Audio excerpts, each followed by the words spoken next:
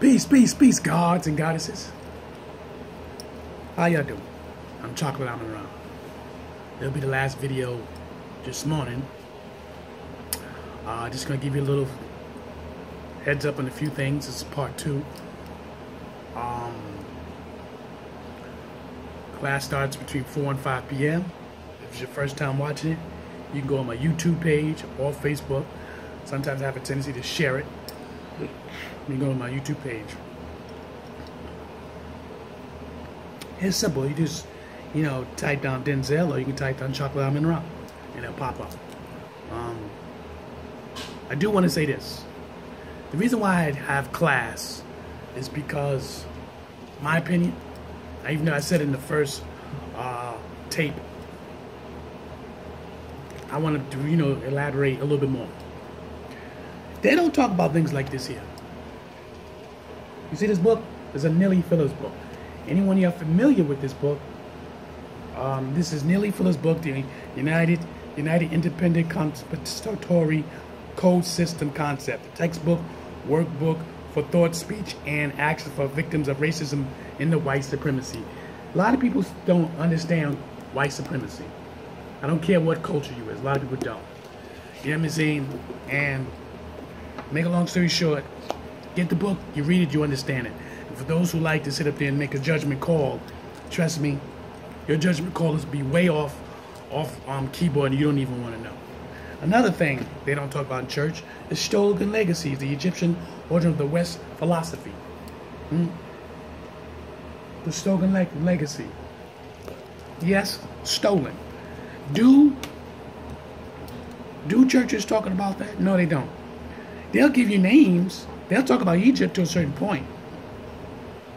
But they almost make Egypt like it was a bad state. You know what I'm saying? It's in Africa.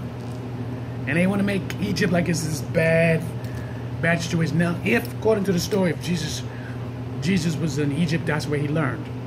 Moses was in Egypt, this is where he learned. Joseph was in Egypt, and this is where he learned. Now, all these people was in Egypt in somehow, form, kind of way, but they learned from the master teachers. Amazing. How the Bible almost makes it sound like Egypt is this bad place, and how a lot of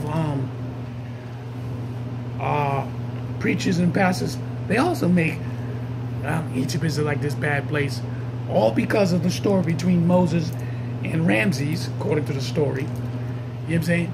Every civilization went through some kind of commodity of treating another people bad. If you dig into the history, you understand. It wasn't even always like that. But religion do not tell you about you. This is what I want you to know. Religion is not talking about you. It's constantly telling you about the stories in the Bible. Okay? Religion don't sit down and tell you to explain why your child don't want to listen. All they're going to say the devil's in them, the demons and all that bunch of bullshit. Right? And I will use foul language to fit into the content that I need. Grow up.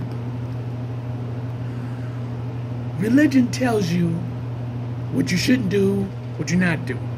Religion don't tell you that you are a man. Religion don't tell you what type of man you are. Are you a being, a human being? It don't tell you none of these things. But it tells you there's Nephilims. There's Nephilims that was on this earth. But you only talk about Nephilims a little bit. Then you got the story about David and Goliath, and here Goliath was a freaking Nephilim. He was a giant. You understand this concept?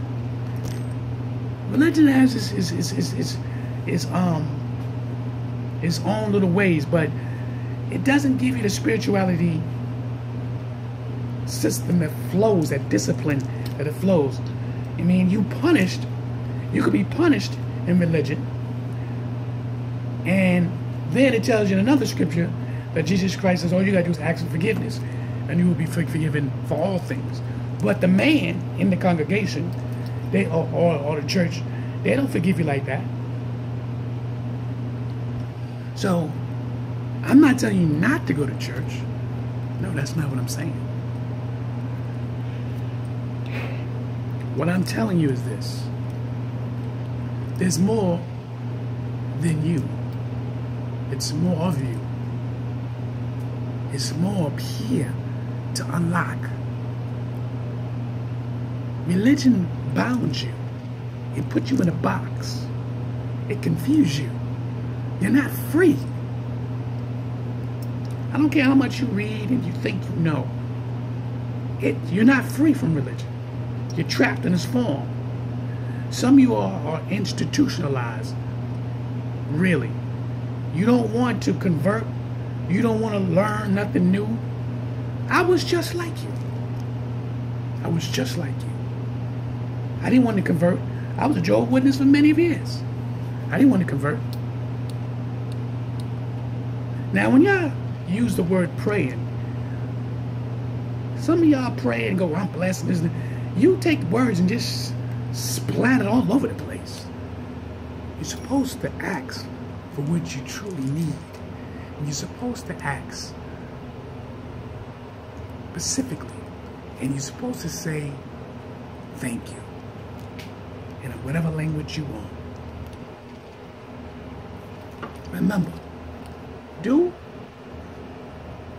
religion talk about this? Do church and Jehovah's Witnesses and all these other institutions, do they talk about these books?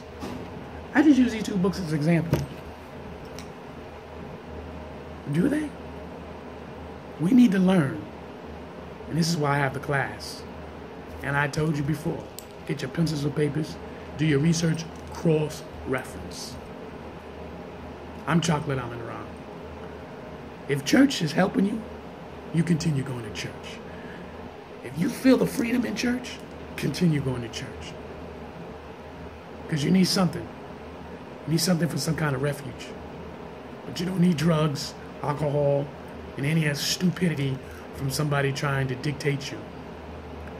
But if church can tell you who you are and you know your identity as a black man and woman, by all means. But if you don't get that, there's many different scholars and doctors that's skillful. I'm still learning. I'm going to learn to the day I die. So that's why I do these classes, to help you understand.